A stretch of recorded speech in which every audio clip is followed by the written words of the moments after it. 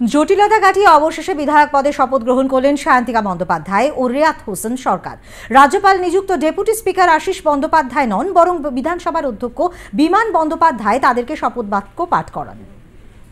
রাজ্যপাল সিভি আনন্দ বোস মনোনীত করেছিলেন উপাধ্যক্ষ আশিস বন্দ্যোপাধ্যায়কে, কিন্তু তার সেই চিঠিকে সম্পূর্ণ অবজ্ঞা এবং উপেক্ষা করেই আজ রাজ্য বিধানসভায় দুই নবনির্বাচিত বিধায়ককে শপথ বাক্য পাঠ করালেন অধ্যক্ষ বিমান বন্দ্যোপাধ্যায়। অবশ্য তার আগে উপাধ্যক্ষ আশিস বন্দ্যোপাধ্যায় তিনি নিজেই অধ্যক্ষ বিমান বন্দ্যোপাধ্যায়কে এই শপথ বাক্য পাঠ করানোর অনুষ্ঠানটি চালিয়ে যাওয়ার জন্য অনুরোধ করেন এবং সেই মোতাবেক অধ্যক্ষ বিমান বন্দ্যোপাধ্যায় নবনির্বাচিত দুই তৃণমূল বিধায়ককে শপথ বাক্য পাঠ করান। রাজভবনে ঢোকার বিষয়টা ভয় বা পরাজয় এরকম কোনো কিছু নয়, কিন্তু ব্যাপারটা হচ্ছে যে আমার যেখানে মনে হয়েছে আমার বা সায়ন্তিকার যে মানসিকতার কোথাও যেন একটা অভাব ঘটছে। ঠিক আছে, কাজ করানোর মানসিকতা বা কাজ করবে। হ্যাঁ, আমরা তো চেয়েছিলাম সবসময় যে বিধানসভা যেটা হয়ে থাকে আর কি, এবং এটা যদি বলেন অ্যাকচুয়ালি জয়টা কিন্তু মানুষের, সাধারণ মানুষের জয়, যারা আমাদেরকে ভোটে জিতিয়েছে। আগামী দিনে যাতে নিজের দায়িত্ব যা আছে শপথ বাক্য পাঠ করলাম সেই দায়িত্ব যেন ঠিকমতো পালন করতে পারে, সবাই আশীর্বাদ। রাজ্যপালের কাছে কি বার্তা থাকবে? আমি এবং রেয়াদদা অনেক ছোট ওনার থেকে, ওনার সন্তান তুল্য, যেরকম স্যার বললেন, ওনার আশীর্বাদ চাই এবং উনি যাতে আশীর্বাদ করুক আগামী দিনে খুব ভালোভাবে কাজ করতে পারে।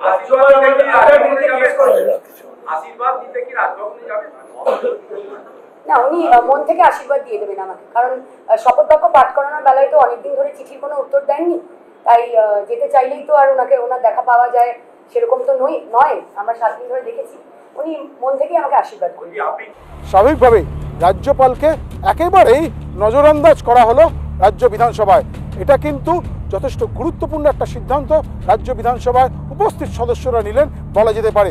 তার কারণ যেভাবে বারবার করে রাজভবন এবং রাজ্যপালের যে ভূমিকা, সে ভূমিকা নিয়ে প্রশ্ন তুলেছে এই বিধানসভা, সেক্ষেত্রে এই দুই বিধায়কের শপথ গ্রহণ নিয়ে একটা জটিলতা তৈরি হয়েছিল, সেটাকে বিধানসভা মনে করছে, বিধানসভার শাসক দল মনে করছে যে রাজভবনের কারণেই সেই জটিলতা তৈরি হয়েছিল। এই নির্বাচিত হওয়ার পর নানা রকম জটিলতা তৈরি হয়েছিল।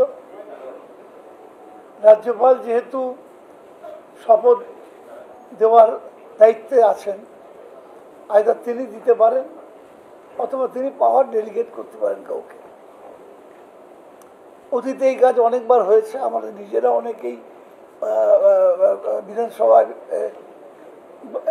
শপথ নিয়েছি, কিন্তু এবারে কেমন জটিলতাটা একটু বেশি হয়ে গেল। এদের অপেক্ষা করতে হলো 1 মাসের বেশি সময়। অবশেষে রাজ্যপাল আমাদের যিনি ডেপুটি স্পিকার আছেন আশিস ব্যানার্জি, তাকে তিনি গতকাল রাত্রি 9:30টার সময় বিধানসভায় চিঠি পাঠিয়ে তাকে পাওয়ার ডেলিগেট করেছিলেন। আশিস ব্যানার্জি এটা জানতে পেরেছে আজকে সকালবেলা। তবে রাজ্যপাল উপাধ্যক্ষকে মনোনীত করলেও তাকে এড়িয়ে, অর্থাৎ রাজ্যপালের সেই চিঠিকে অবজ্ঞা করে অধ্যক্ষ বিমান বন্দ্যোপাধ্যায় আজকে শপথ বাক্য পাঠ করালেন উপনির্বাচনে জয়ী দুই তৃণমূল বিধায়ক সায়ন্তিকা বন্দ্যোপাধ্যায় ও রিয়াত হোসেন সরকারকে। ক্যামেরায় জয়ন্তী চক্রবর্তীর সঙ্গে সঞ্জু সুর, আর+ নিউজ, বিধানসভা।